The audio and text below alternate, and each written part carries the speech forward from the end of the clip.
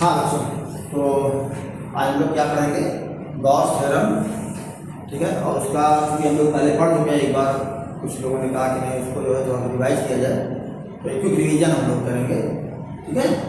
तो बहुत important topic है, बहुत ज़्यादा कन्फ्यूजन बच्चों को होता है, इस बात ध्यान रखना। और वैसे अगर बेसिकली देखा जाए तो कुछ है नहीं इस चैप्टर में, फिर भी कन्फ्यूजन होता है बच्चों को, तो बहुत ध्यान सुनिएगा, चीज़ें समझ में आएंगी। तो गॉस थ्योरम पढ़ने से पहले हम लोग बात करेंगे, किसकी बात करेंगे, एक टर्म आता है एरिया वेक्टर। क्या आता है, एरिया वेक्टर। क्योंकि हम लोग क्विक रिवीजन कर रहे हैं, बहुत डिटेल में नहीं जाऊंगा मैं इसमें। तो एरिया वेक्टर क्या होता है आप जानते हो, हर एक सरफेस का एक एरिया होता है, वो किसी भी डिजाइन का क्यों ना हो, किसी भी शेप का क्यों ना हो, ठीक है ना। फॉर एग्जाम्पल जैसे मैंने कहा कि ये आपने रेक्टेंगल ले लिया, ये क्या ले लिया, एक रेक्टेंगल ले लिया ऐसा, या आपने कोई स्फीयर ले लिया, या आपने कोई एक क्यूब ले लिया। क्या ले लिया, एक क्यूब ले लिया, और अप्लाई कर लिया, क्या ले लिया, एक क्यूब ले लिया, ये क्यूब ले लिया आपने, बात समझ। या मान लो आपने क्या ले लिया, एक सिलेंडर ले लिया, क्या ले लिया, सिलेंडर ले लिया। इस सिलेंडर में क्या है कि सिलेंडर का मतलब समझ लो, जैसे ये पेन है, इसमें दो सरफेस होते हैं, एक ये वाला जो सरफेस होता है, इस सरफेस को हम कर्व सरफेस कहते हैं, इस सरफेस क्या कहते हैं हम लोग, और ये जो सरफेस होता है इसको हम क्या कहते हैं, प्लेन सरफेस कहते हैं। क्या कहते हैं, प्लेन सरफेस कहते हैं। तो किसी भी सरफेस का जो एरिया होगा वो एक स्केलर क्वांटिटी होती है। कौन क्वांटिटी होती है, स्केलर। लेकिन यहाँ पर हमको एज ए वेक्टर ट्रीट करना है, तो अगर वेक्टर की तरह ट्रीट करेंगे तो उसका डायरेक्शन क्या होगा, तो उसका डायरेक्शन हमेशा सरफेस के परपेंडिकुलर आउटवर्ड डायरेक्शन में होगा। कैसा होगा, सरफेस के perpendicular outward direction. For example जैसे मैंने कहा ये सरफेस है, मैंने कहा कि मान लो जैसे ये आपके पास, जैसे मान लो ये सरफेस आपके पास है, इस सरफेस पर ये जो पेपर रखा हुआ बना हुआ डायग्राम ये ऐसे रखा हुआ, यानी कि जो इसका प्लेन है वो इस व्हाइट बोर्ड के प्लेन के परपेंडिकुलर, कैसा बच्चों, परपेंडिकुलर, बस ऐसे रखा हुआ है। अब इसमें अगर मैं यहाँ पर एरिया वेक्टर डायरेक्शन की बात करूँ तो कैसा होगा, इसके परपेंडिकुलर आउटवर्ड डायरेक्शन। यहाँ पर बात करूँ कैसा होगा, परपेंडिकुलर आउटवर्ड डायरेक्शन होगा। यहाँ पर एरिया वेक्टर का डायरेक्शन कैसा होगा, ये होगा। तो ये एरिया वेक्टर, क्योंकि ये प्लेन सरफेस है तो हर एक पॉइंट पर एरिया वेक्टर का डायरेक्शन कैसा होगा, सेम होगा। कैसा होगा, सेम होगा हर एक पॉइंट पर। जरा यहाँ पर बात करते हैं, अगर मैं यहाँ पर बात करूँ, जैसे कोई स्फीयर है, अब इस स्फीयर के हर एक पॉइंट, मान इमेजिन करिए आपके पास एक फुटबॉल, क्या है, फुटबॉल या बॉल है, आजकल आईपीएल चल रहा बढ़िया, आप बॉल देखते हो रहे हैं, तो उस बॉल को देखो, अगर आप तो उसका सरफेस इमेजिन करो, तो उसके सरफेस के हर पॉइंट पर अगर मैं परपेंडिकुलर ड्रॉ करूंगा, क्या ड्रॉ करूंगा, परपेंडिकुलर, तो क्या परपेंडिकुलर का डायरेक्शन एक जैसा होगा, नहीं होगा। यानी हर पॉइंट पर जो परपेंडिकुलर होगा वो कैसा होगा, डिफरेंट होगा। कैसा होगा बच्चों, डिफरेंट होगा। परपेंडिकुलर कैसा होगा, डिफरेंट, और डायरेक्शन भी क्या होगा, अलग अलग। यानी कि इस स्फीयर के हर एक पॉइंट पर जो परपेंडिकुलर होगा वो, अगर इस पॉइंट की बात करूं मैं, कैसा होगा, आउटवर्ड डायरेक्शन इस तरह होगा। जिस पॉइंट पे हम ड्रॉ करते हैं उस पॉइंट का कुछ एरिया कंसीडर करते हैं। क्या करते हैं, एरिया कंसीडर करते हैं उस पॉइंट का। उस एरिया को हम कहते हैं इनफाइनली स्मॉल सरफेस एरिया। क्या कहते हैं इसको, इनफाइनली स्मॉल सरफेस एरिया। ये एक सेगमेंट हमने ले लिया, क्या ले लिया हमने, एक सेगमेंट ले लिया। कहां पर, इस स्फीयर जिसका एरिया कितना है, इनफाइनटली स्मॉल है, और वो कितना है, मान सपोज कर लो कितना है, DA। कितना है बच्चों, DA। तो ये इनफाइनटली स्मॉल एरिया को रिप्रेजेंट कर रहा है, किसको रिप्रेजेंट कर रहा है, इनफाइनटली स्मॉल एरिया DA। यहाँ पर अगर मैं एक सेगमेंट लूं तो इस सेगमेंट पर एरिया वेक्टर डायरेक्शन कैसा होगा, आउटवर्ड हमेशा होना चाहिए, कैसा होगा, ये होगा। बात पकड़ में आ रही है। तो एरिया वेक्टर किसी भी सरफेस पे हमेशा कैसा होगा, दो बातें ध्यान रखिए। पहली बात कैसा होगा, परपेंडिकुलर होगा सरफेस के, और कैसा होगा, आउटवर्ड होगा। कैसा होगा, आउटवर्ड। बात समझ में आ रही नहीं आ रही? यहाँ पर अगर बात करूँ, यहाँ जैसे सिलेंडर मैंने लिया, इस सिलेंडर के अगर किसी पॉइंट पर हम देखें परपेंडिकुलर, तो वो परपेंडिकुलर क्या होगा, यहाँ पर भी अलग अलग डायरेक्शन होगा परपेंडिकुलर का, होगा कि नहीं होगा? तो अगर अलग अलग होगा तो एरिया वेक्टर डायरेक्शन क्या होगा, अलग अलग होगा। यहाँ पर भी हम ऐसी बात करेंगे, क्या बात करेंगे, सेगमेंट की बात करेंगे। किसकी बात करेंगे, सेगमेंट की बात करेंगे। जो सेगमेंट लेंगे तो वो एक पॉइंट होगा, वो क्या होगा, एक पॉइंट होगा। उस पॉइंट सेगमेंट का जो एरिया है वो कितना होगा, इनफाइनाइटली स्मॉल होगा। कितना होगा, dA। और कैसा होगा, इस पॉइंट पर कैसा जाएगा, ये dA चला जाएगा। बात पकड़ में आ रही नहीं आ रही? ये हो गया बात हमें। यहाँ पर अगर बात करो, ये पॉइंट मैंने यहाँ पे लिया, ये इधर हो गया। यहाँ पर अगर बात करो तो कैसा होगा, बाहर पर इधर होगा। यहाँ पर बात करो तो ऐसा होगा, यहाँ बात करो तो ऐसा होगा। बात समझ में आ रही है? तो किसी भी कर्व सरफेस पर, ये देखो ये भी एक कर्व सरफेस है, ये भी क्या है, एक कर्व सरफेस है। तो कर्व सरफेस पर एरिया वेक्टर क्या होगा, अलग अलग पॉइंट पर होगा। तो इसमें हम क्या करते हैं, स्मॉल एलिमेंट लेते हैं, यानी कि स्मॉल सेगमेंट लेते हैं। उस सेगमेंट के एरिया का डायरेक्शन जो होगा, उस पॉइंट पर एरिया वेक्टर का डायरेक्शन होगा। बात समझ में आ रही है? अब यहाँ पर अगर प्लेन सरफेस की बात करें, जैसे ये प्लेन सरफेस है, तो इस प्लेन सरफेस पर यही बात बन जाएगी। तो हर जगह एरिया वेक्टर डायरेक्शन कैसा होगा, सेम होगा। तो अगर इसका एरिया ए हो तो डायरेक्शन कैसा हो जाएगा, ए हो जाएगा, एरिया वेक्टर ऐसा हो जाएगा। बात पकड़ में आ रही है? ऐसे अगर मैं क्यूब लेता हूं तो क्यूब के किसी भी सरफेस पर कैसा होगा, इस तरफ बाहर होगा। यहाँ पर एरिया वेक्टर कैसा होगा, ए ऐसा होगा। यहाँ पर कैसा होगा, ऐसा होगा। बात पकड़ में आ रही है? तो ये होगा क्या, एरिया वेक्टर। तो एरिया वेक्टर अगर किसी सरफेस का एरिया ए हो और यूनिट वेक्टर अगर एन टाइप हो, तो एन टाइप इंटू ए को एक जनरल फॉर्म में हम क्या लिखते हैं, एरिया वेक्टर। क्या कहते हैं, एरिया। एन टाइप का डायरेक्शन कैसा होता है, एन टाइप का डायरेक्शन होता है perpendicular to the surface and always directed outward. Always directed outward, ये बात दिमाग में रखिएगा। बात पकड़ में आ रही है? आ रही है। चलो ये तो हो गया एरिया वेक्टर। आगे बढ़ते हैं। अभी इसकी जरूरत पड़ेगी, कहाँ पड़ेगी, कैसे पड़ेगी, उसकी चर्चा हम लोग करेंगे। चलिए अब इसके बाद हम बात करते हैं इलेक्ट्रिक फ्लक्स क्या होता है। पहले इलेक्ट्रिक एक टर्म और आती है जिसको हम क्या कहते हैं, इलेक्ट्रिक फ्लक्स। क्या कहते हैं, इलेक्ट्रिक फ्लक्स। इलेक्ट्रिक फ्लक्स क्या होता है, इलेक्ट्रिक फ्लक्स, फ्लक्स का मतलब होता है, फ्लक्स का मतलब होता है क्राउड। फ्लक्स का मतलब क्या होता है, क्राउड। कोई ऐसा क्राउड जो फ्लो कर रहा हो, कोई ऐसा क्राउड क्या कर रहा हो, जो फ्लो कर रहा हो। अब किस चीज के क्राउड की बात हो रही है, यहाँ पर इलेक्ट्रिक लिखा हुआ है। इलेक्ट्रिक का मतलब ये हुआ इलेक्ट्रिक लाइन, जिससे हुआ मतलब इलेक्ट्रिक लाइन से। इलेक्ट्रिक लाइन समझ रहे हैं आप लोग? इलेक्ट्रिक लाइन क्या होता है, इलेक्ट्रिक फील्ड को रिप्रेजेंट करने के लिए जो लाइन ड्रॉ करते हैं किसी स्पेस में, उसको हम क्या कहते हैं, इलेक्ट्रिक लाइन। इतना जनरल समझिए, बाकी इलेक्ट्रिक फील्ड वाला वीडियो उसमें देख लीजिएगा, मैं दोबारा आप बताइएगा, बता देंगे। अभी क्योंकि बहुत क्विक रिवीजन चल रहा है तो उसमें देख हो जाएगा। बात समझ आ रही नहीं आ रही है?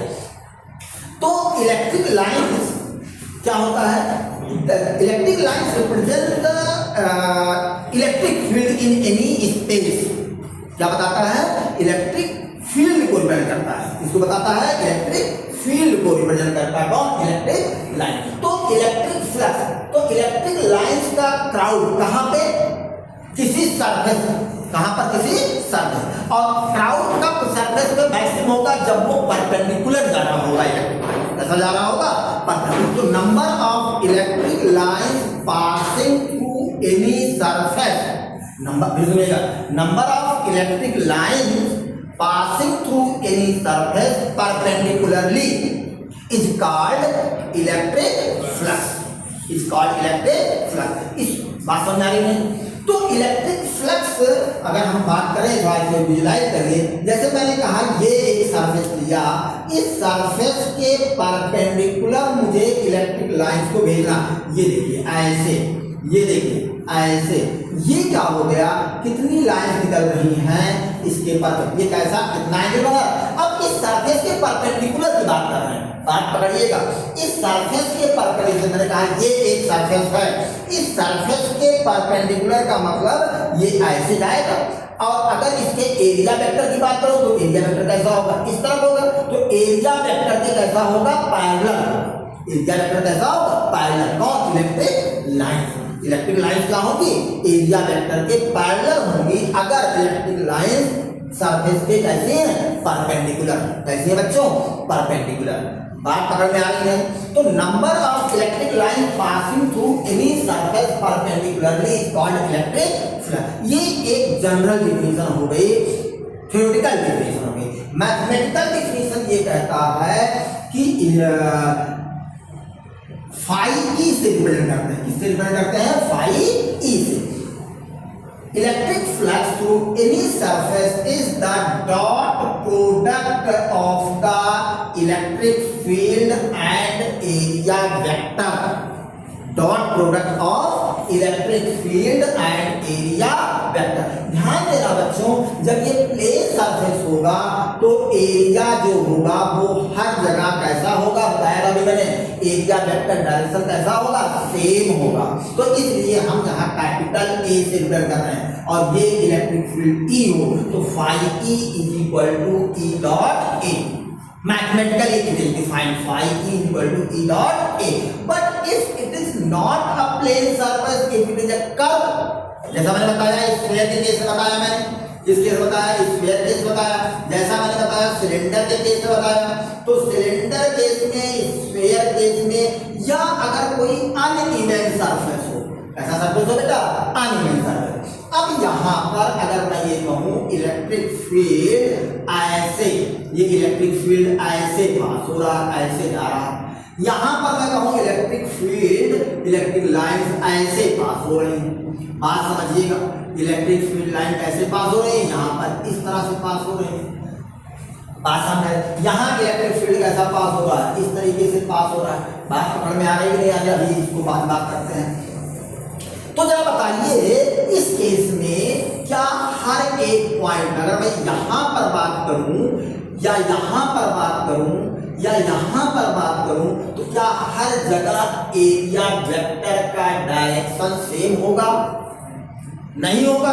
तो जब सेम नहीं होगा तो हम क्या टेक्निक अपनाते हैं, क्या टेक्निक फॉलो करते हैं, हम लोग क्या यूज करते हैं, सेगमेंट की बात करते हैं। किसकी बात करते हैं, सेगमेंट की बात करते हैं। तो सेगमेंट का एरिया लीजिए, तो सेगमेंट ये हमने लिया है, इसका एरिया और उसका एरिया मान लो कितना, डी ए है, तो कितना है बच्चों, डी ए है।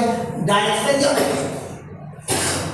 क्या होगा, यहाँ पर परपेंडिकुलर इस सरफेस के, परपेंडिकुलर ऐसा जाएगा।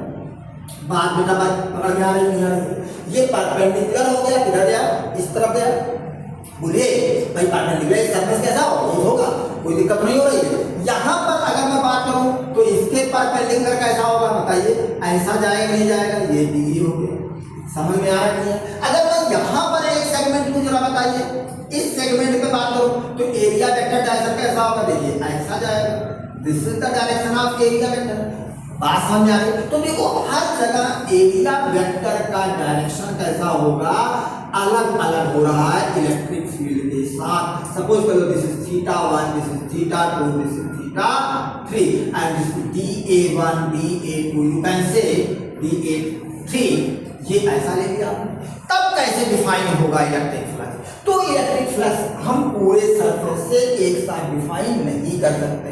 क्या करेंगे हम, पहले सेगमेंट से कितना फ्लक्स पास हो रहा उसको निकालेंगे। क्या होगा, वो होगा E डॉट dA1, कितना होगा, E डॉट dA1, ये कितना होगा, स्मॉल होगा, कितना होगा, d फाई E, क्या होगा, d फाई E। और फिर अगर पूरे से निकालना हो तो इसी को हम इंटीग्रेट कर देते हैं और इस इंटीग्रेशन को कहते हैं surface integration. This is sine of integration. Integration का साइन एक ही होता है।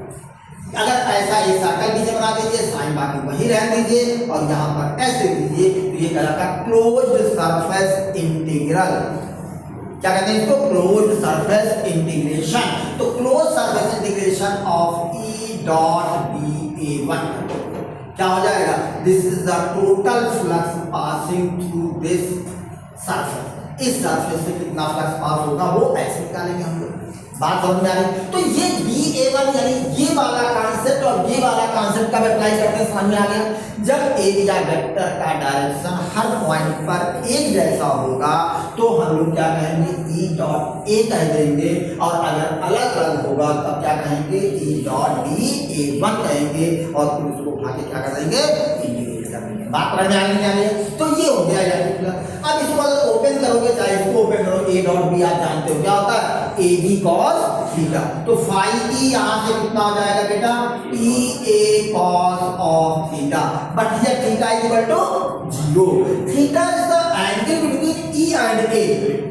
Area vector, electric field and area vector are parallel, but you can say it in another way that electric field is perpendicular to the surface. Perpendicular to the surface. If a area vector and electric field are parallel, then you can say that electric field is perpendicular to the surface. बहुत important point है बेटा, ध्यान रखना बच्चों, ध्यान रखना। Gauss theorem बहुत important topic है। गॉस थ्योरम बहुत इंपॉर्टेंट और बहुत अच्छा टॉपिक है, बात समझिएगा, क्योंकि इसको अगर आपने सीख लिया तो इलेक्ट्रिक फ्लक्स या इलेक्ट्रिक फील्ड निकालना बहुत इजी हो जाता है। बात समझ में आ रही है? वो चीजें हम लोग बाद में अभी चर्चा करेंगे। अभी जो हम लोग सीख रहे हैं, हम लोग क्या सीख रहे हैं, छोटी टर्मिनोलॉजी सीखते हैं। बार बार ये बात बच्चों से कहता हूँ, बच्चे ध्यान नहीं देते हैं, सोचते हैं ये डिफिनीशन है, चलो ठीक है इसको छोड़ो। नहीं, डेफिनेशन है, यही तो हमको पकड़ना है, यही चीजें तो हमें समझनी दिमाग में। मेरी बात समझ में आ रही नहीं आ रही? तो इसलिए आप बहुत ध्यान सुनिए। अगर यहाँ पर आप समझिए, पूरा 100% देने की कोशिश कीजिए।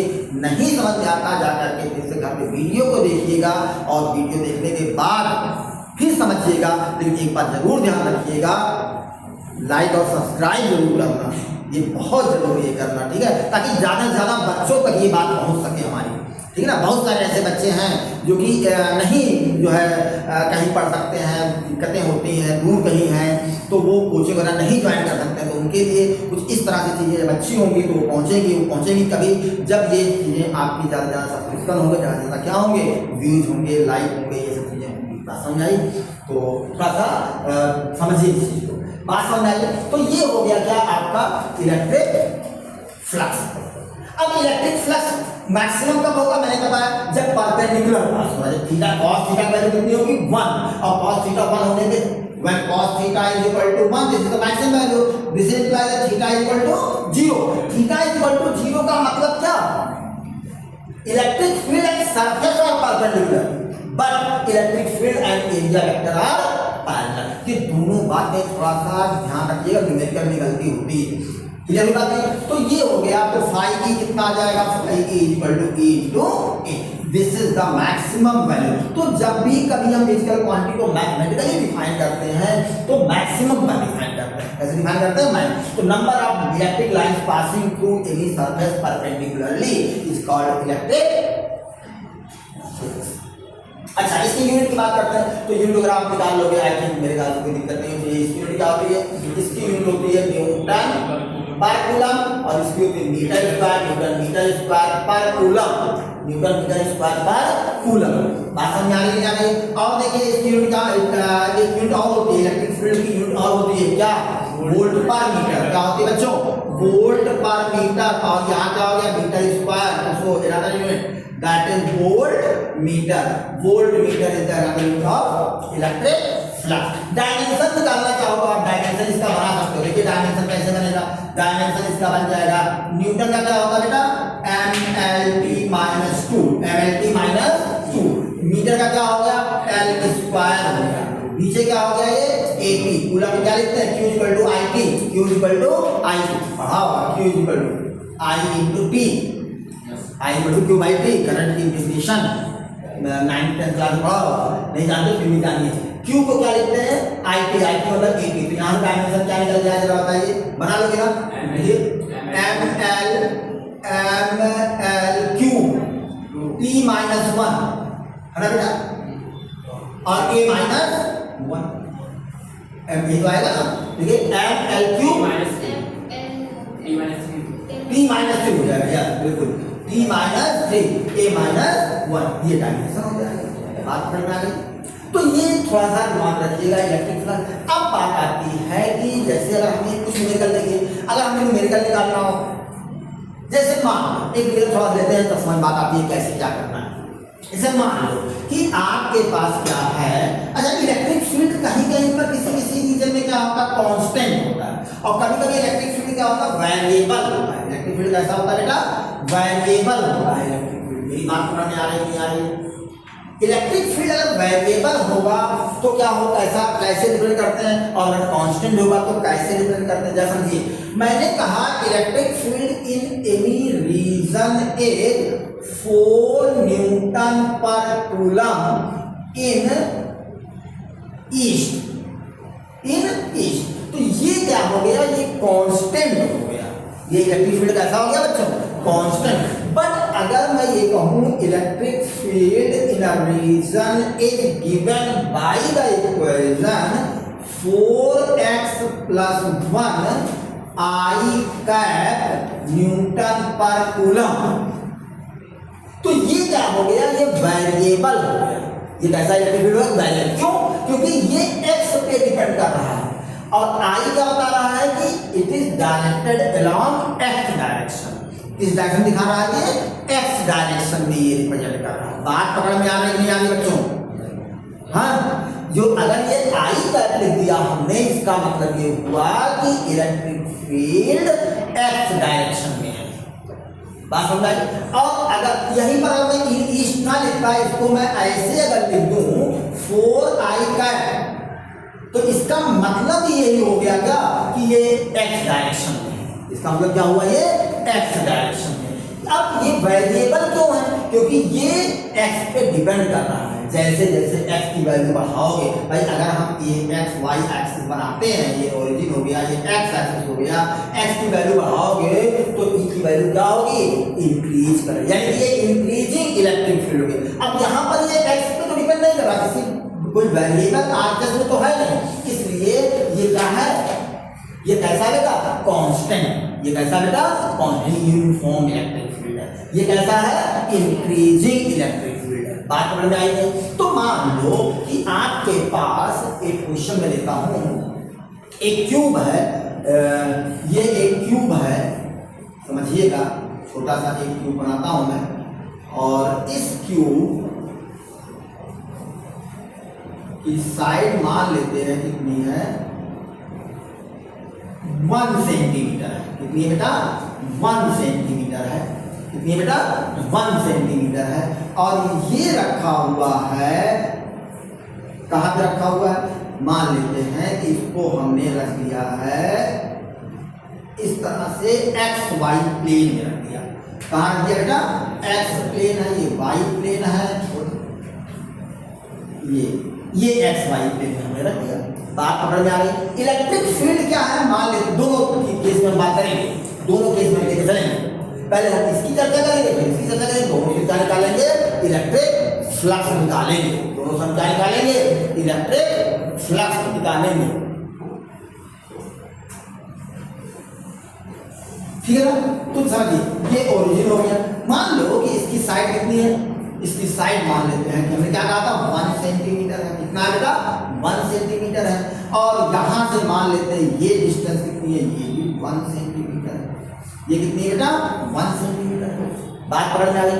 ये कह रहे हैं कि find the net electric flux passing through the cube. कितना इस क्यूब से फ्लक्स पास होगा। बात पकड़ में आ रही है कि नहीं आ रही? तो दो चीजें हमें चाहिए। हमारे पास फ्लक्स निकालने के लिए फार्मूला क्या है, E dot A that is, इसको हम कह सकते हैं क्या, E cos थीटा।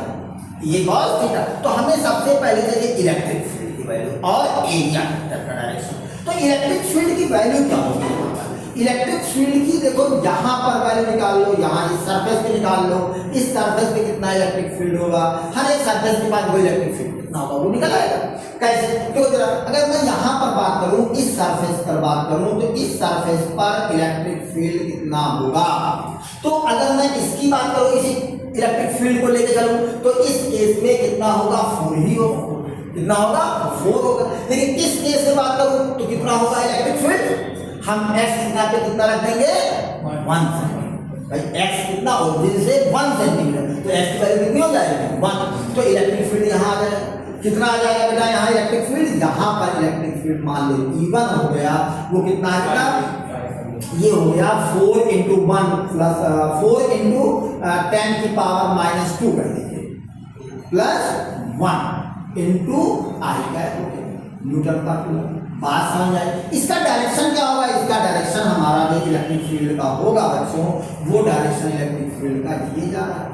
ये किसका डायरेक्शन हो गया बेटा, इलेक्ट्रिक। एरिया वेक्टर क्या होगा यहाँ पर, एरिया वेक्टर डायरेक्शन कैसा होगा, हमेशा बाहर होता है, क्योंकि ये प्लेन सरफेस है तो एरिया वेक्टर कैसा हो जाएगा, ये हो जाएगा। ये एरिया वेक्टर हो गया, इस तरफ आ रहा है। बात समझ आ रही नहीं आ रही। दोनों के बीच का एंगल कितना है, दोनों के बीच का एंगल कितना बेटा 180 डिग्री। तो आप लगा दो तरीके से कर सकते हो, वेक्टर फॉर्म में करो चाहे इसके लिए, तो मैं इसके लिए फॉर्म बताता हूं तो आसान थोड़ा। तो इसका मैग्नीट्यूड क्या होगा, E1 का मैग्नीट्यूड कितना होगा बेटा, E1 का मैग्नीट्यूड I डैश का मैग्नीट्यूड कितना होता है 1 होता है, तो कितना आ जाएगा 4 into 10 की पावर -2 प्लस 1, कितना हो गया +1। और एरिया वेक्टर, एरिया कितना होगा, एरिया हो जाएगा आपका, एरिया का मैग्नीट्यूड हो जाएगा, बोलो इसका एरिया 1 into 1 यानी कि 1 और into 10 की पावर -4। अरे भाई 1 into 1 10 की पावर कितना हो जाएगा -4 मीटर स्क्वायर हो जाएगा, ये न्यूटन का कूलम। बात समझ में आ रही है। तो फ्लक्स इससे कितना पास होगा, इससे फ्लक्स होगा मान लो ∅1 कर दो, ∅1 कितना होगा माइनस का ये यार निकाल लो इसको, कितना हो जाएगा E1A cos theta that is equal to E1A, E1 की वैल्यू कितनी बेटा, E1 इज इक्वल टू कितना 4 into 10 की पावर -2, 4 into 10 की power -2 plus 1 into cos theta कितना बेटा 10 की पावर -4, सॉरी a कितना 10 पावर -4, थीटा कितना है 180, cos 180 की वैल्यू कितनी होती है -1, तो ∅1 कितना आ गया बेटा, ∅1 आ गया 4 into 10 की पावर -2 प्लस 1 into 10 की पावर -4। ये हो गया क्या, ये माइनस साइन के साथ आएगा, कितना हो जाएगा ये माइनस।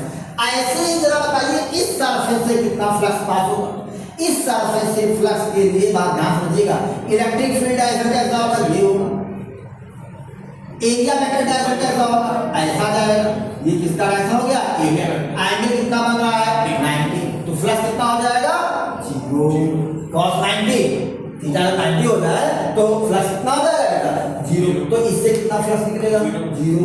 जरा आप और इस वाले सरफेस पे देखिए, यहाँ पर इलेक्ट्रिक फील्ड डायरेक्शन ये होगा, एरिया वेक्टर कैसा जाएगा नीचे, एंगल कितना बनेगा 90। जरा इसके पीछे वाले सरफेस जाइए, एरिया वेक्टर ऐसा, सॉरी इलेक्ट्रिक फील्ड ऐसा, एरिया वेक्टर अंदर तरफ उधर जाएगा बाहर, तो कितना बनाएंगे 90। तो यहाँ से भी और इस सामने वाला जो सरफेस है इससे देखिए, एरिया वेक्टर बाहर आया, इलेक्ट्रिक फील्ड ऐसा गया 90 एंगल बना, नेट फ्लक्स कितना हो गया 0, यानी कि हर एक सरफेस से फ्लक्स 0 हो रहा। लेकिन अभी एक सरफेस हमारा बच रहा है, ये वाले सरफेस की बात करो, इस वाले सरफेस में एरिया वेक्टर कैसा, ई कैसा हो गया, ये हो गया, इसको E2 कह लो। एरिया वेक्टर क्या होगा, एरिया वेक्टर ये रहेगा। आपकी बात, एंगल कितना बन रहा है, एंगल कितना बन रहा है 0 डिग्री, तो फ्लक्स कितना पास होगा, इससे कितना फ्लक्स पास होगा ∅2 is equal to E2 into A into cos theta. E2 कितना होगा, E2 की वैल्यू निकालना पड़ेगा आपको, E2 की वैल्यू निकालेंगे, x की प्लेस पे कितना रखेंगे बच्चों, इस सरफेस के लिए x कितना हो जाएगा, ये 1, ये कितना होगा 1, तो कितना हो गया 2, तो ये कितना हो गया 4 into 2 8 into 10 की पावर माइनस कितना 2 प्लस 1 into एरिया कितना हो गया 10 की पावर -4, कितना हो गया बेटा 10 की पावर -4, और cos कितना हो गया cos 0, cos कितना हो गया 0। बात पकड़ में आ रही नहीं आ रही है, बहुत ध्यान समझिए, ठीक है ना। ये क्वेश्चन आता है बोर्ड में, चाहे वो ISC हो, चाहे वो CBSE हो, चाहे कॉम्पिटिटिव क्वेश्चन से भी, नीट वगैरह भी क्वेश्चन इस तरह के आते हैं, जे मेंस वगैरह भी क्वेश्चन आते हैं। तो कॉन्सेप्ट समझिए क्या कर रहा हूं मैं, ये सॉल्यूशन के पीछे मत जाइए कि आंसर कितना आया, नहीं।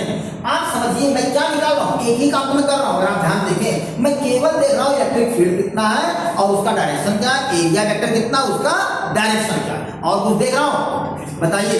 तो अब बाकी चीजें अपने आप लगती चली जाएगी। तो यहां से ये कितना हो गया, this is if I 2 is equal to हो गया 8 into 10 की पावर -2 प्लस 1 into 10 की पावर -4 cos 0 कितना हो गया 1। तो ये इलेक्ट्रिक फ्लक्स आ गया। तो नेट इलेक्ट्रिक फ्लक्स कितना होगा, नेट फ्लक्स कितना हो जाएगा बेटा, नेट फ्लक्स जो होगा phi e is equal to phi1 plus phi1 plus phi2। देखो दोनों को ऐड करना, एक प्लस में है ये माइनस में है, तो कितना हो जाएगा मुझे बताइए। 8 into 10 की पावर -2 प्लस 1 -4 into 10 की पावर -2 -1 into 10 की पावर -4। थोड़ा कैलकुलेशन समझिएगा। मैंने क्या किया, 10 की पावर -4 पहले बाहर ले लिया दोनों में, बात समझ आ रही है। और इसके बाद फिर क्या किया, ये पहले लिखा 8 into 10 की पावर -2 प्लस 1 माइनस 4 into 10 की पावर -2। ये माइनस अंदर जाएगा तो उसको क्या बना देगा माइनस, प्लस को क्या बना देगा माइनस। तो यहाँ पे ये कैंसिल हो गया, बचा कितना बेटा, बचा 8 - 4। समझ में आता ना, कैलकुलेशन करना। 10 -2 को बाहर ले लीजिए तो 8 - 4 कितना हो जाएगा 4 into 10 -2। तो ये बचा कितना 4 into 10 की पावर -6। क्या बचा है, यूनिट क्या आएगी बताइए, न्यूटन मीटर स्क्वायर पर कूलम। बच्चों जनरली बच्चे क्या करते हैं, सब डेरिवेशन का क्वेश्चन सॉल्यूशन निकाल लिया, सब कुछ कर दिया, यूनिट लिखना भूल जाता है। यूनिट बहुत जरूरी है बच्चों, ठीक है ना। तो ये इस तरह से आपको क्वेश्चन फ्लक्स, तो देखो कितना कॉम्प्लिकेटेड है ना, कितना जबरदस्त, कितना मतलब मेहनत करनी पड़ रही है हमको फ्लक्स निकालने के लिए। बात समझ आ रही है। इन्हीं प्रॉब्लम से बचने के लिए गॉस ने एक थ्योरम डिजाइन किया जिससे हम इजीली फाइंड कर सकते हैं इलेक्ट्रिक फ्लक्स कितनी सरफेस से कितना पास हो रहा है। बात समझ आ रही है। कोई चार्ज है, एक दो चीजें, एक तो नॉर्मली चार्ज रखा हो या चार्ज कॉन्फ़िगरेशन होता है। चार्ज कॉन्फ़िगरेशन मतलब अगर किसी चीज को हम चार्ज देते हैं, जैसे आपने किसी लाइन को चार्ज दिया तो उस पर डिस्ट्रीब्यूट हो गया, वो क्या कहलाया, वो चार्ज कॉन्फ़िगरेशन हो गया, लाइन चार्ज कॉन्फ़िगरेशन हो गया। कोई सरफेस है उसको दिया तो उस पर चार्ज, तो ये तो किसी भी चार्ज या चार्ज कॉन्फ़िगरेशन की वजह से कितना फ्लक्स किसी क्लोज सरफेस से पास हो रहा है, उस चीज को हम निकाल सकते हैं यूजिंग गॉस थ्योरम या by definition of electric flux. तो ये डेफिनेशन से निकाल, मैंने बच्चों इस वाले की वैल्यू नहीं रखी, इस वाले की इसको रख करके आप डायरेक्ट कर दो, वहां पर ऐसे वेरिएबल नहीं है, तो हर जगह इनकी वैल्यू क्या रहेगी, सेम रहेगी। आई थिंक आप लोग कर रहे हो, है ना, क्योंकि ये थोड़ा सा इसमें इसकी वैल्यू वेरी कर रही है। बात समझ आई है, आई थिंक सबको समझ आ रहा। कहीं कोई दिक्कत हो तुरंत बोलिए, जो लोग वीडियो देख रहे हैं वो कमेंट जरूर करें कि हाँ कहाँ दिक्कत आ रही है, अपनी प्रॉब्लम जरूर बताइए। बात समझ आ रही है, ताकि मुझे भी पता चले कि हाँ आप लोग सुन रहे हैं कि नहीं सुन रहे हैं, समझ रहे हैं कि नहीं समझ रहे हैं। ये बहुत जरूरी है देखना और समझना, ठीक है ना। चलिए अच्छा भाई, इसके बाद फिर हम बात करते हैं, अब आइए बात करते हैं हम लोग किसकी, गॉस थ्योरम की बात करते हैं। गॉस थ्योरम कैसे निकालते हैं, क्या है गॉस थ्योरम। तो गॉस थ्योरम ये कहता है, क्या कहता है बच्चों, total flux passing through any closed surface, किसी भी क्लोज सरफेस से जो नेट फ्लक्स पास होता है वो क्या होता है, वो होता है 1/ε0 times to the net charge enclosed by the surface. मान लो कि आपके पास ये एक सरफेस है, इस सरफेस के अंदर कोई चार्ज क्यू रखा है या कोई क्यूब है आपके पास, इस क्यूब के अंदर कोई चार्ज क्यू रखा है, कितना चार्ज रखा है, मान लो इस क्यूब के अंदर चार्ज रखा है, एक चार्ज यहाँ पर +Q1 रखा है और एक चार्ज यहाँ पे -Q2 रखा है। तो ये कह रहे हैं गॉस थ्योरम क्या कहता है कि किसी भी क्लोज सरफेस से जो नेट फ्लक्स पास होता है वो कितना होता है 1/एप्सिलॉन। एप्सिलॉन नॉट क्या होता है एप्सिलॉन नॉट क्या होता है बच्चों ध्यान रखिए परमिटिविटी ऑफ फ्री स्पेस क्या कहते हैं इसको परमिटिविटी ऑफ फ्री स्पेस। तो ये permittivity one by epsilon naught times to the net charge enclosed by the surface कितना तो कितना चार्ज इनक्लोज किया है उस सरफेस में जिससे हमें फ्लक्स निकालना है ये पता हो तो हम निकाल सकते हैं सिंपली क्या फ्लक्स कितना पास हो। बात पकड़ में आ रही नहीं आ रही है।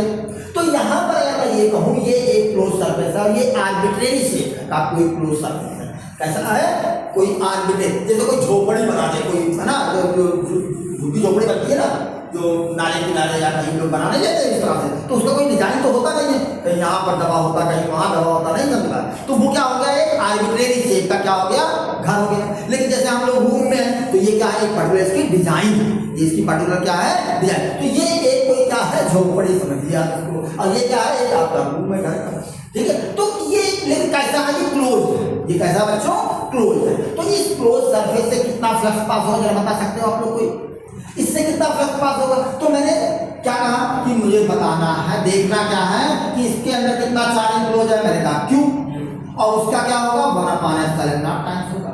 जरा बताइए कितना होगा नहीं होगा जरा इस केस से बताइए कितना होगा फ्लक्स पास फ्लक्स कितना पास होगा 5 इससे कितना पास होगा जरा बताइए बेटा बोलो सोचिए भाई बताइए कुछ सोचिए बोलो one by epsilon naught times into net charge क्या होगा चार्ज जो होता है वो एक्टिव प्रॉपर्टी शो करता है हम लोगों ने ये पढ़ा है nature of the charge. Active property का मतलब ये होता है कि जो टोटल चार्ज होता है वो सम होता है इसका इंडिविजुअल चार्ज का। तो यहाँ पर टोटल चार्ज कितना होगा यहाँ पर ये प्लस Q1 ये माइनस Q2 क्या हो जाएगा Q1 माइनस Q2 तो नेट चार्ज कितना हो गया बेटा Q1 माइनस Q2 ये क्या हो गया नेट चार्ज। तो फ्लक्स कितना पास होगा बात पकड़ में आ रही कि नहीं आ रही बेटा जीरो कब होगा जीरो देखिए यही जब आप गलती करते हैं आप क्वेश्चन नहीं देख रहे आपके दिमाग में क्या चल रहा है कि ये कोई डाइपोल है सेम चार्ज रखा अरे भाई सेम चार्ज कहाँ है आप बंद किए हो ये Q1 है Q2 देखिए यही मैं कह रहा हूँ बार बार कहता हूँ कि हम लोग बार बार बच्चे ये गलती करते हैं। बच्चे क्या करता है ना कि देखता नहीं है क्या लिखा हुआ है उसके दिमाग ने कहा कि नहीं वो प्लस माइनस है तो नेट जीरो हो गया कोई क्वेश्चन कभी किया होगा कहा काट से वही आंसर आया जीरो बदल लो गलत नहीं हमको सोचना है समझना इसको कहते हैं लैक ऑफ कंसंट्रेशन भी कहते हैं। बहुत ज़्यादा आप ओवर एक्साइटेड मत हो बहुत सारे बच्चों ने कहा जीरो होगा क्यों जीरो होगा भाई हमने कहा नेट चार्ज देखो ना बच्चों नेट चार्ज कितना होगा सम होगा ना बोलो बेटा Q1 माइनस Q2 हो जाएगा बात समझ आई नहीं आई बोले ऐसे जरा आप बताइए अथवा आप कॉम्प्लिकेटेड क्वेश्चन करते हैं। मैंने कहा कि मान लो कि ये एक हेमीस्फीयर है ये बेटा क्या है एक ये हेमीस्फीयर है क्या है बच्चों ये हेमीस्फीयर इस हेमीस्फीयर के यहाँ सेंटर पे एक चार्ज Q रखा है कितना चार्ज रखा है Q चार्ज रखा है Q चार्ज कह दो या मैं कहता हूं इसका वैल्यू है 8.85 माइक्रोकूलम का चार्ज रखा कितना चार्ज रखा है 8.85 माइक्रोकूलम का चार्ज कहाँ रखा है on the surface of the hemisphere यहाँ पे रखा है और कहाँ पे उसके सेंटर पे रखा कहाँ रखा बच्चों सेंटर पे रखा। जरा बताइए कितना फ्लक्स पास होगा। अब ऐसे केसेस में मैंने बताया गॉस थ्योरम अप्लाई करने के लिए क्या क्या देखना है अब जरा ध्यान समझिए। सबसे पहले हमें देखना है कि क्लोज सरफेस है कि नहीं। गॉस थ्योरम किसके लिए एप्लीकेबल है क्लोज सरफेस। तो क्लोज सरफेस है कि नहीं है तो हमने देखा कि क्लोज सरफेस नहीं। क्लोज सरफेस का मतलब किसका क्लोज सरफेस मतलब चार्ज को वो क्लोज किया हो जो भी सरफेस को क्या किया हो चार्ज को क्लोज किया हो। क्या इस सरफेस ने चार्ज को क्लोज किया है नहीं किया है। अब हमें क्या करना है इस चार्ज को क्लोज करना पहले। तो चार्ज को जब हम अपने मन से क्लोज करेंगे तो ध्यान रखना बच्चों हम ऐसा ही मतलब कैसा हमें जो सरफेस बनाना होगा वो कैसा होना चाहिए सिमेट्रिक होना चाहिए। कैसा होना चाहिए सिमेट्रिक होना चाहिए। बात समझ में सिमेट्रिक का मतलब समझिए जैसे ये हेमीस्फीयर है सेंटर पे यहाँ चार्ज रखा है। अगर मैं ऐसा ही इसी साइज का एक हेमिस्फीयर और बनाऊंगा तभी ये कैसा होगा, सिमेट्रिक होगा।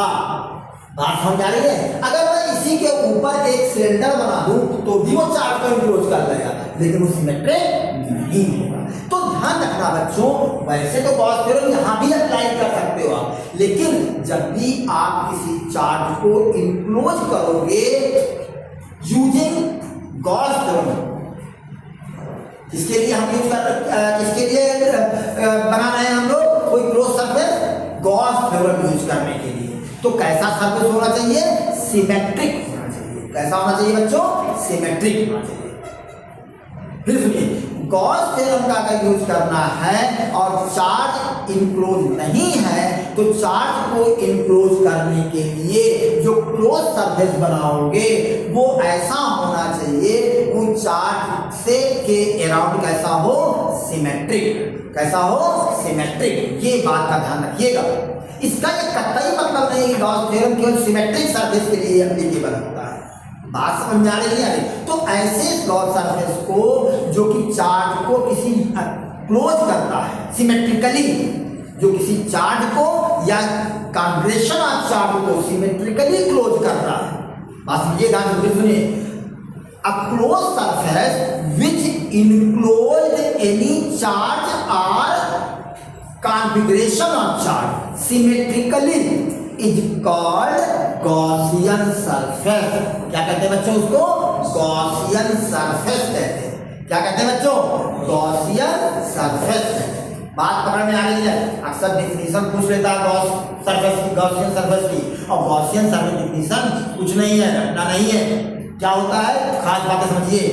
कैसा होना चाहिए, किसी चार्ज को इंक्लोज कर रहा हूं, और क्या करना चाहिए, चार्ज के अराउंड कैसा हो, सिमेट्रिक हो, और कैसा, और क्या हो, बस इतनी दो बातें रखनी। बात समझ आई है। तो यहाँ पर हमने कैसा बनाया, ऐसा एक फिनिश। अब ये पूरा एक क्या बन गया, स्फीयर बन गया। इस स्फीयर से कितना फ्लक्स पास होगा बच्चों, जरा बताइए। इस स्फीयर से फ्लक्स पास होगा phi E is equal to क्या होगा, 1 epsilon naught times into net charge enclose. Net charge enclose कितना होगा बेटा, नेट चार्ज कितना इंक्लोज कर रहा है, 8.85 इंटू 10⁻⁻⁶।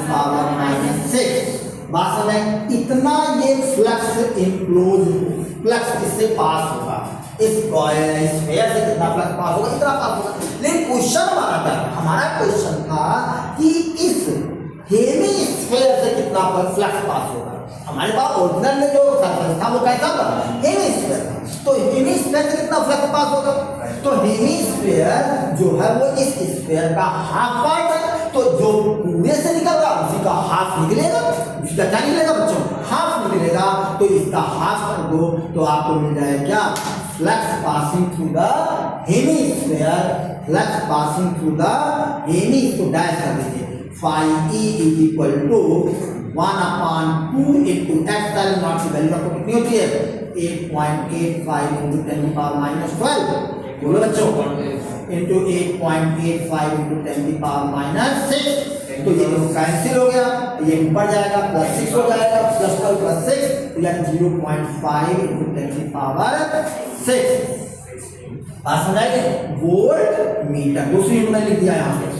बात समझ में आ रही नहीं आ रही, इतना फ्लक्स पास होगा। क्लियर हुई बात नहीं, तो ध्यान रखना बच्चों ये है। बाकी और भी क्वेश्चन हैं वो असाइनमेंट शीट वगैरह में दे रखा हूँ, उसको आप करिएगा, प्रैक्टिस करिएगा। बेसिक कॉन्सेप्ट मैंने आपको बता दिया कि कैसे हम लोग यूज करते हैं Gauss theorem, and how we determine the electric flux using Gauss theorem, and how we determine the electric flux using definition of the electric flux.